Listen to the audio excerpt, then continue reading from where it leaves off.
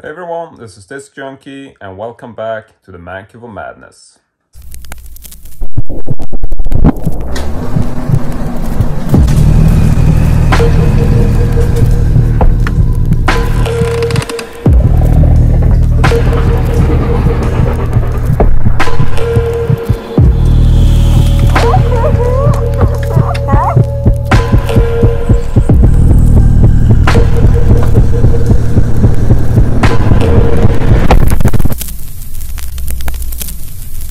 So in today's video, I thought we would actually revisit the home office of the Mancave. This is a place which I haven't really documented for the past 2 years. I think you'll have to scroll back to episode 19 of the Mancave series in order to actually check this out. But we have the office right here behind me. I'm now standing in the cage area, which I think you saw in the previous video. This was the previous episode where we documented the cage, made an update on that. But today we are going to talk about the office, and like previously for the office, I haven't really made any kind of time lapse because this is just one of those rooms which I've been working on for a very long time and doing sort of little things every now and then. It hasn't really been any sort of major update in making a major sort of project to do some redesign. It's just changing little things every now and then.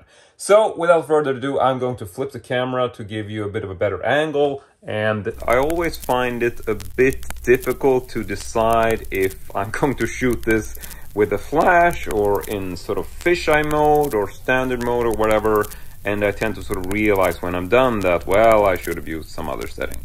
So in any case, the lighting isn't the best, so I'll switch on the flash and we're gonna go in with a fisheye view to begin with, because I think this gives you the best sort of feel of what the room actually looks like. I think you have pretty much seen most of this. I would say that the previous video I made back in episode 19 was sort of similar, but I have essentially made quite a few updates in terms of the things on the wall. I've hung a lot of sort of paintings and stuff like that. I did add a shelf over here, which we're going to talk about, and just generally I think we can just start by giving a bit of an overview of what the room looks like from this angle.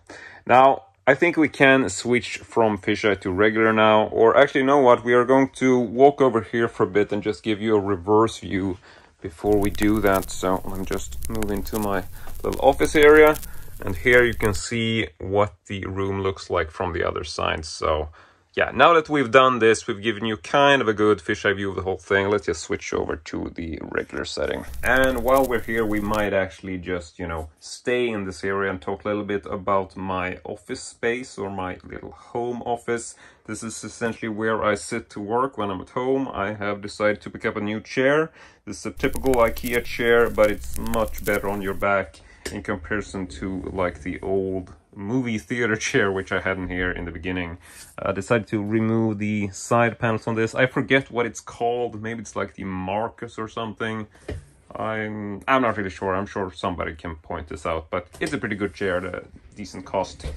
Then we have my desk from IKEA. Pretty typical desk, which I think I showed in the previous video, but I'm really happy with the setup that I've been able to do here. I essentially have a wireless keyboard, which is a MX Keys.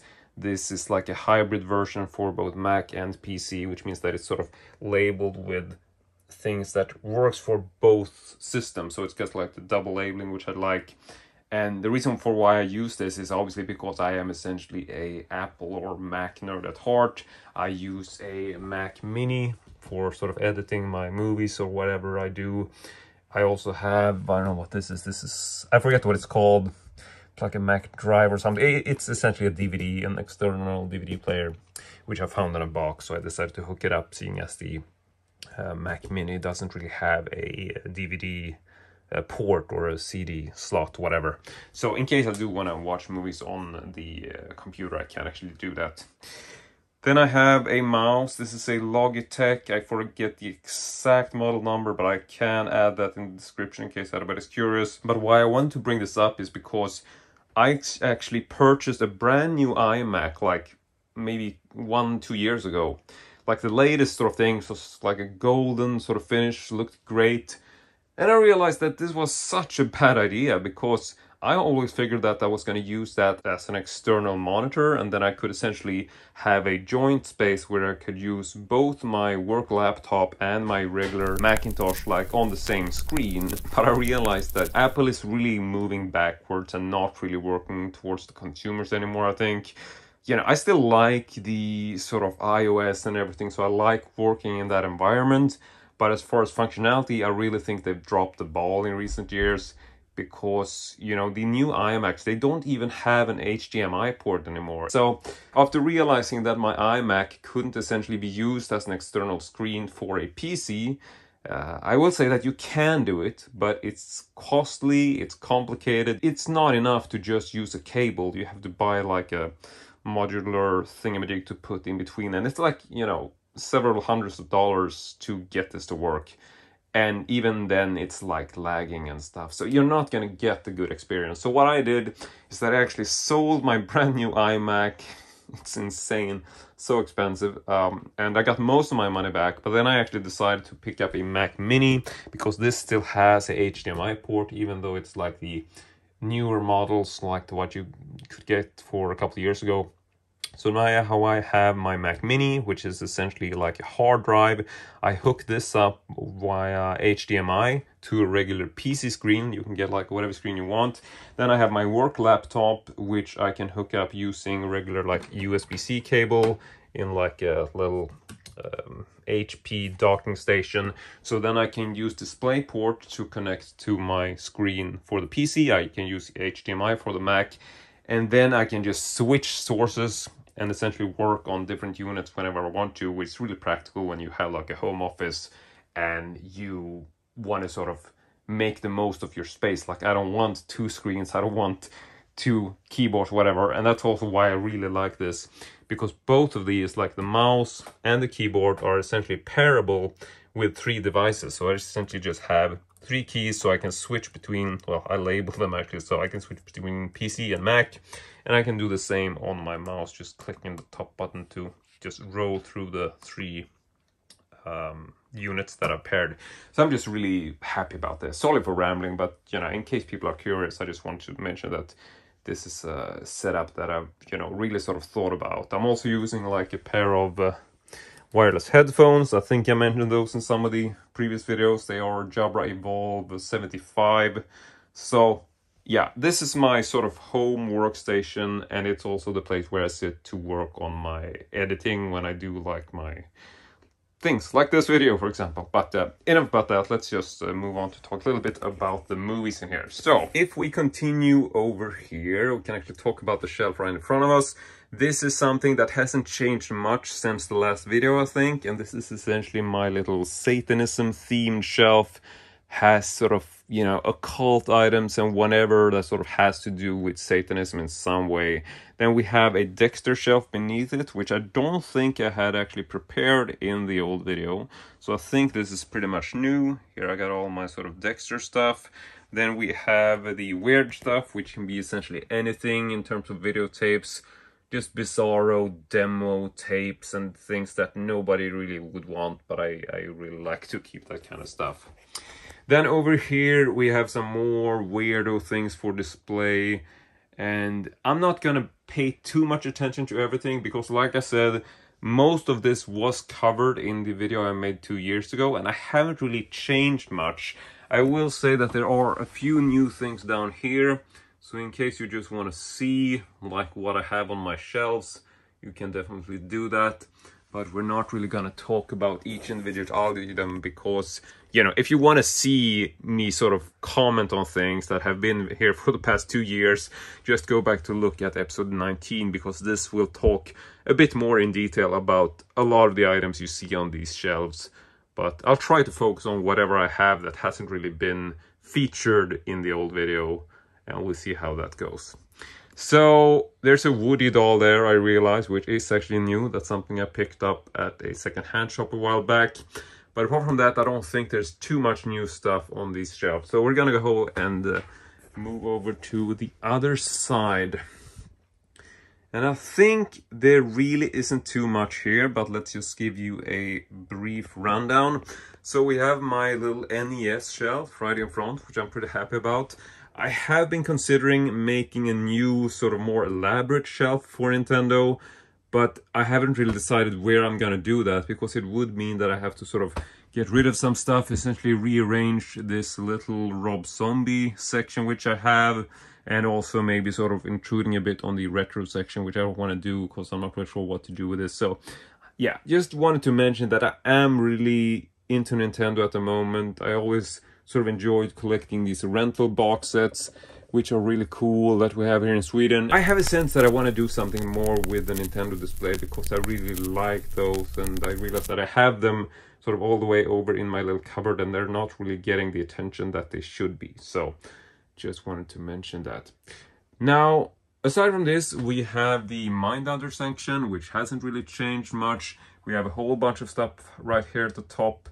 Might be something new, but I can't really think of what that would be, because I think most of this was here in the past. I have this little miniature light here, which is kind of cute, with this UFO thing. Now, there is original product which was larger, which I would love to get, but that's just sort of like a cheap replica or cheaper model of the same thing. But I got it for free as a gift, so I think it's just really cute. But aside from this, everything in this shelf, which is a bit war themed, has essentially been covered in episode 19, so just go back to that in case you want a more detailed look of everything that's in here. And with that said, let's see what else we got. There are the magazines on the wall here, which I'm pretty sure I've covered, but if you want to know more about these, you can comment and I'll answer. But I think I did mention these in the old videos. I did replace the drapes here for some reason, I don't know why, so now I got the gray drapes. I also changed a lot of the lighting in here, which you might not realize, but there was essentially a ceiling lamp here, and this has essentially been replaced by these lights, which are actually mounted on the desk. Not sure if you picked up on that, but this room essentially has no lighting as far as the ceiling goes. There's no ceiling lamp in this room, and I gotta say that this actually works really well, but most of the light is coming from these two lamps, which are essentially desk lamps. So these are essentially meant to be tilted down, I think, originally. So it's like a regular desk lamp, but they have these really cool industrial sort of functionality that makes them mountable to like a regular desk. I mean, you can see what they look like. I just think that they are very sort of interesting in their design. They had these on sale at IKEA, and I just figured, wouldn't it be cool to mount these and actually use them as a ceiling light, or sort of lighting the ceiling with them, because it gives you a whole lot of light in the room because it's a white ceiling and the light reflects. And I don't know, I just think it works really well, and you don't really have to have a light in the ceiling, which I have to avoid, or try to avoid, because this is actually quite a low ceiling, so you can't really have a big heavy light that's sort of in the ceiling, because then you're gonna hit your head on it, which I don't want to do. So yeah, rambling on here, but I am really happy with this setup in terms of the lighting. I am using some small spotlights as well, but generally not a whole lot of lights in this room, so hopefully the video works out okay.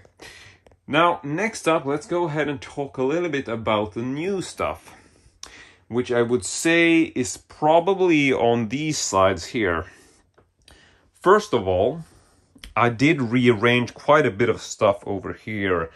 I forget exactly which tables I had and whatnot, but I think I've essentially added this little table, or I had some other stuff on it. And this is essentially just a big array of televisions for the most part. You can see that I have one small television over here, and I also have my Philips Discoverer TV, which I'm really fond of. It's this nice little 80s thing, which had like the visor on it that you could look through. Not really sure where to display this, because it's been really difficult to find a spot. But then I placed it in here, and I realized that, you know, it's not too bad. It's a bit sort of large and in your face, but it does work, I think. And then I decided to actually add some paintings or some framing above this that actually follows sort of like the space that I have, which is a bit odd, but I think it works. So I essentially moved some of these frames around. Here is a really nice one from Beeplecrap that you can find on Instagram. I got like a Mad Max mirror, which I featured in one of my secondhand sickness videos. Then I got this classic Max sign, which is an old rental company in Sweden. And the reason why for keeping this here is because I decided to actually expand on this and essentially make a whole row of Max movies, like a Max shelf. And I know that these are essentially adult titles, so I don't think we're gonna pay too much attention to them. You can see that you got some nipples here, but just to give you a sort of rundown of what this looks like. I don't think we're gonna go in close because I don't wanna get in trouble with YouTube or whatever, but just, you know, mentioning that it's there. I don't think anybody's coming here to look at the nipples, so let's just avoid to talk too much about it. But I am really happy with it, so I wanted to give you a bit of a view just of how this looks. And this is a typical sort of IKEA shelf. I forget what it's called, but it's a very slim one. I think it's like Mosslanda or something like that. And it's essentially used to display frames, like actually displaying like big frames that you want for this little slim shelf. It's essentially the same as these ones, which I didn't realize that I have. So, whoops, here we got another nipple, but let's just not talk about it and see what happens. So, this is also some new shelves, which I'm really happy about. And here you can see, just to see what these shelves looks like. It works really well for displaying vinyl records, which I've done here. And you can see, just if I move back a little bit, that I have this small vinyl section, essentially just 2 rows of vinyls.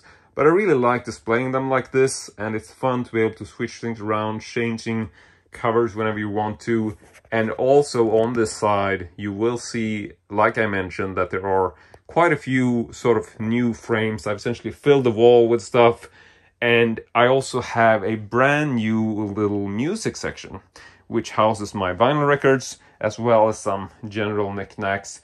But this is also a very typical sort of IKEA furniture, this little square-shaped cabinet or shelf, which is pretty perfect for vinyl because you can essentially stack them. They fit sort of perfectly in terms of the height. So this is a great vinyl shelf, and I think a lot of people use this for vinyl, so I decided to do the same.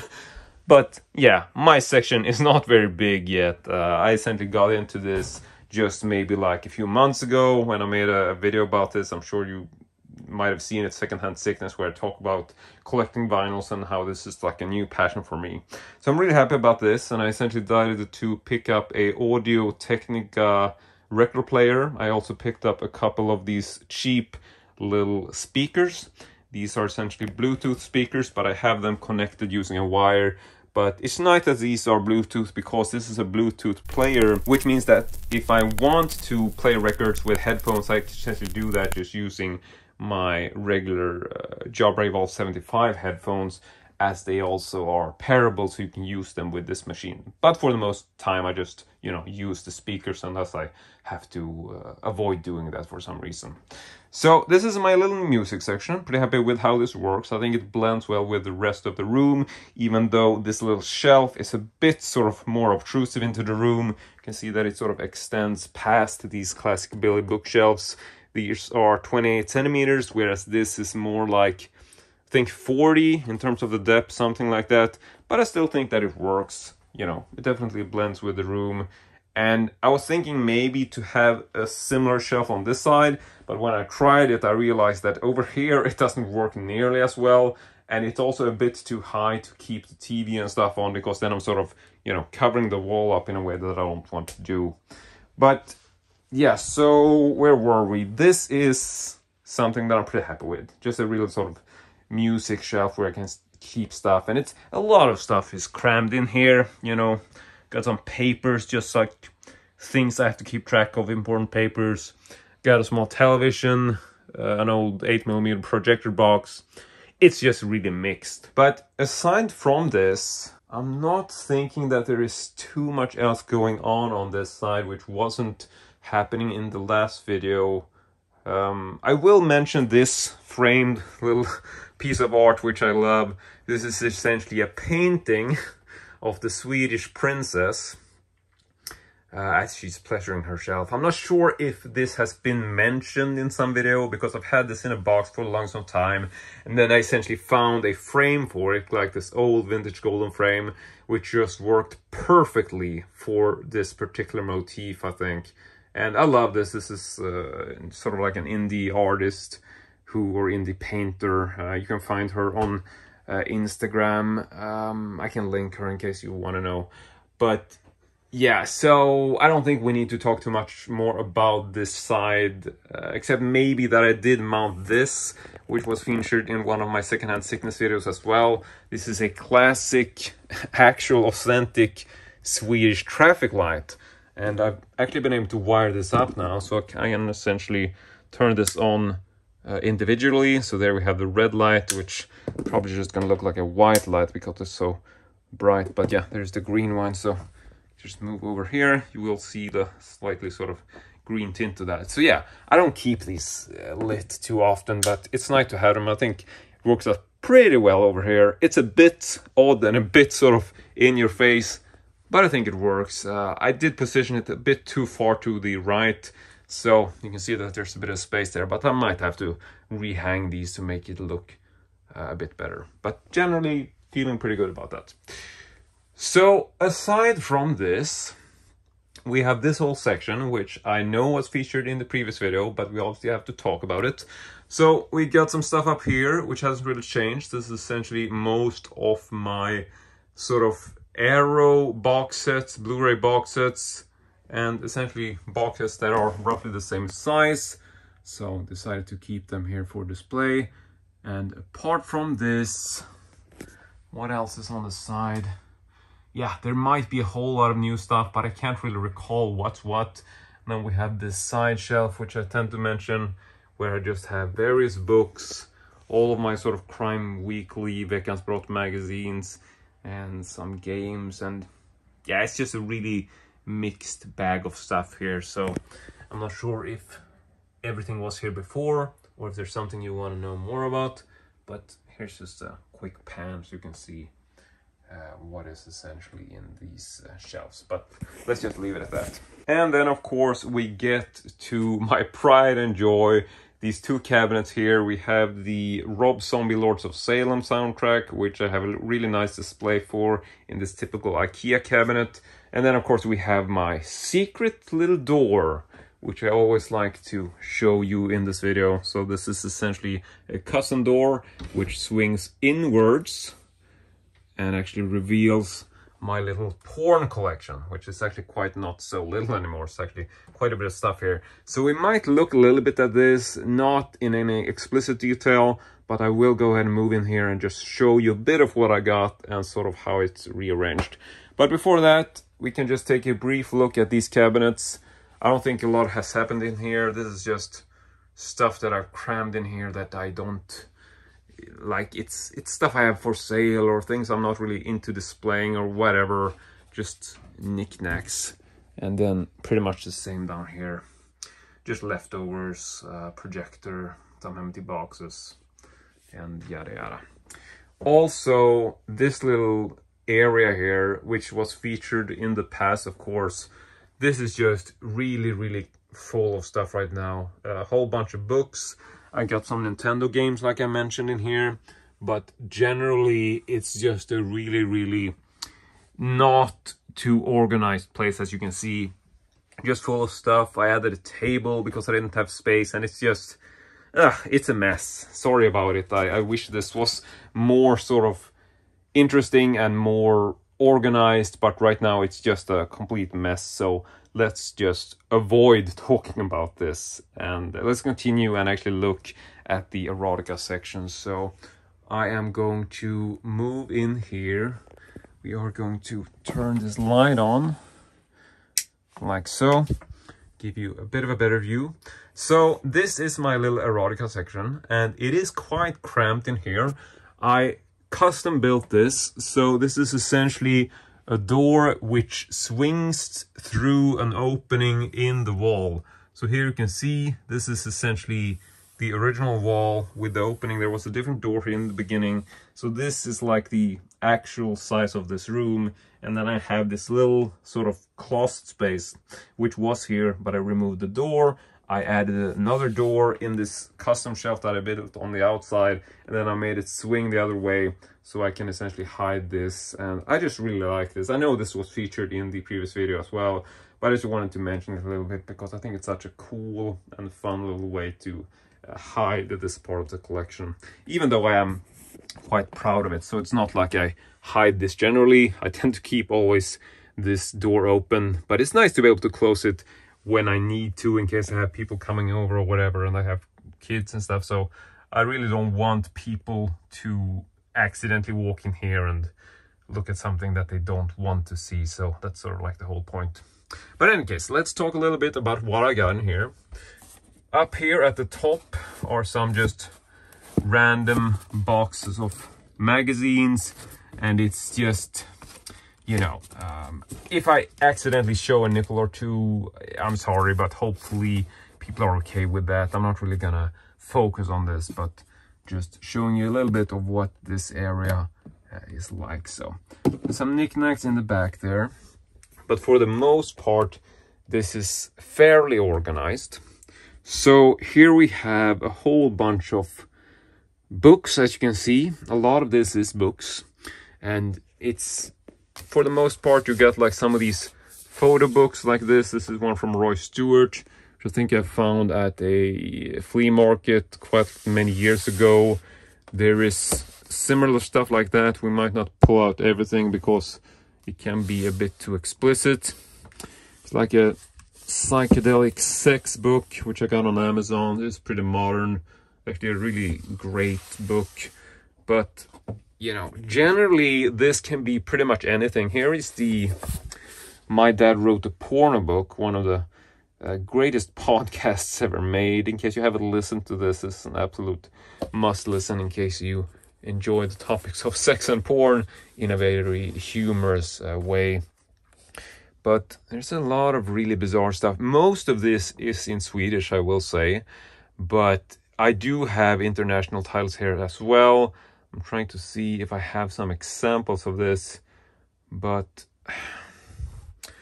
it's also hard to know what I can show and not.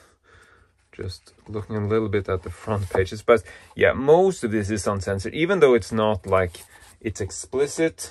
Like here's one which is a bit closed, but most of it will have nipples and stuff. So I'm afraid I can't really show this. I've actually been considering for many years to make some sort of new channel or something, maybe actually like registering an OnlyFans account or something to talk about this collection in more detail, not having to censor myself. But I don't know, I'm not even sure if people would watch it, but it's something that I've been wanting to do for many years. And over here I've actually placed a small sign, which I thought was nice, and it's just a whole mixed bag of stuff. Here are these Playboy puzzles, which are really vintage. Just love the look of these. And I'm trying to think what else I got in here. So we got some of these old sort of card decks, just like flip. I can't even show them, they're too naughty. But let's see, here are some old cards. These I think were featured in the second-hand sickness series as well. Just some old classic nudie cards. Then we got some VHS tapes, a whole bunch of stuff of various nature. So yeah, I'm not gonna pull out too much because I know it's not gonna be able to be featured anyway. But yeah, here are my Super 8s, sort of starting from here. So these are Super 8 titles. There's a Fantasex box set, which this might be one of the few things I can show. One of the things I love, really luxurious looking 8mm box set, which essentially has the Fantasex movie as well as some other films of the same themes. It's just really weird. Why did I pull this out? I'm not going to be able to fit this back with one hand. Oh, just give me a second. Allowing myself to actually put this back without dropping anything. So, let's see. Then we have more Super 8 movies. This is one of my favorite portions of the collection. So, as you can see, I have quite a few Super 8 titles. I tend to try to arrange these in terms of the labels, in case I have like various titles from the same series, you can see. And generally, here are most of the titles that tend to go from one series. Like here I have much more mixed stuff where I just have like a single title from something, but here are like the series which I have several titles from, so you can just at least see some of the titles, which I guess could be a little bit interesting. So yeah, that's pretty much it. Here is two more titles. You can see from the spines, they are very, or two more series. You can see from the spines, they are very similar. Sorry that I can't speak now. So yeah, there we got a bit of pink series. There's some black ones, and wondering if there's anything I can show, but I'm sorry, I don't think I can, because they are too naughty. Not super explicit, but definitely got nipples and stuff, so let's just avoid showing them. But at least you can read the titles and hopefully get some excitement out of that. Then moving down, we have some VHS tapes. So this is where my VHS collection begins. These aren't really organized, aside from the fact that I keep some of these titles that are from the same series at the same place, which you can clearly see here. But aside from this, they aren't really too organized. I try to keep some of the more collectible titles on this side, and then over here I have some additional videotapes that maybe aren't so collectible, but it's very mixed. And it's also because this is such a cramped area that I have to keep stuff a bit disorganized, because I can't really organize it in this area. And then just a brief look at the bottom. Oh, sorry, I'm actually gonna pull this out to obstruct the view because I realized that it was extremely explicit. So yeah, here we have some magazines which I actually keep in these plexiglass or acrylic boxes, which I'm really happy about. These are magazine boxes, but I was just really excited to find these because these are pretty much, let's see, is this even something I can show? No, obviously I can't show any of these, but just give me a second. Okay, so here is just one of the boxes, just to give you an example of what they look like. I got these on Amazon and they were a little bit expensive, but not super expensive, and I ended up getting quite a few of them for free because they were shipped really poorly and cracked and whatever. But yeah, I'm quite happy with this. Here I got some Wookiee Erotica, the fake parody porn mag, which I love. I actually got both those issues, but yeah, I'm just gonna put this back without showing you the explicit back cover. So now we talked about the magazines, then we have the videotapes over here. So just backing out a little bit to give you a better view. Here we got a couple of rows of videotapes. So essentially 1, 2, 3 or 2.5, because here I have a small collection of DVDs and all of these are adult titles. I'm just gonna say that. That's not to say I've actually watched all these. I think I maybe watched like 5% of them. Generally, I just collect this because I think it's something that's worth saving, but I'm not generally any sort of major consumer of adult films, to be honest. I mean, I watch porn all the time, but, you know, it's usually online clips. I don't really feel a need to watch entire movies, but we are getting into stuff that I'm not really sure you want to know, but people tend to get an idea of what this is like, so I just think it's worth mentioning that I collect porn for the sake of keeping stuff from being thrown away. I just think this is things that are important, and I think it's collectible, and I think it's cool, and I just love the aesthetic of all of this. So obviously I'm gonna throw one of these on in case it's a curious title, which I think is interesting to watch, but generally I buy these because I think they're so collectible and cool, and I love having this little section of ancient vintage porn, which nobody really knows about. So let's just move on, and over here we move into another book section. These are primarily Swedish pocketbooks from the 1970s, and you can see that I actually have like a whole line of stuff here, which is essentially from the same series, which you might imagine. And so these all have like individual spine numbers. These are from one of my favorite publishers, which is Kurt Håson. He also did like the Veckans Brott, crime, detective mag, which I tend to talk about. But these are like some of these porn novel books that he released, because he's a really big porn publisher back in the 70s in Sweden. And this is essentially what he became famed for. So I try to pick up books from him whenever I find them. And I don't even know how many there are, because he released so much. But this is like part of the collection that I have. And the books above this is also from him. So here you can actually see a small image of the man himself. Pretty curious guy. And yeah, so I try to organize these by series, as you can see. And you know, I have so many I don't really know what to do with. But they're so fun to collect. And for the most part, I just love collecting these because it's such a bizarre part of Sweden's history, and I love reading them just to sort of get a feel of the bizarre language, like the use of terms which we don't really talk about today, and how like porn novels were back in those days, because it's such a bizarre sort of trip down memory lane in terms of reading stuff the way it was written back in the 80s. Like 70s and 80s had a completely different vibe to the language, especially like the written language.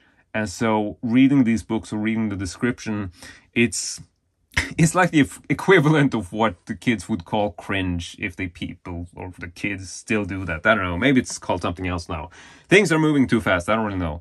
But just to give you the idea of what I mean, is that it's like these bizarre descriptions of porn novels, and the language is just so weird compared to what we see today. So it's funny, you know. That's sort of why I like to collect these, because it's like a part of history which tend to go unnoticed, and people don't really want to collect it because it's dirty. But to me, I just love the dirty stuff. I just think this is so fun to collect and show people when they're around, like, you know, look at this, and people get a laugh out of it because it's so bizarre and such an unknown and undocumented part of Swedish history.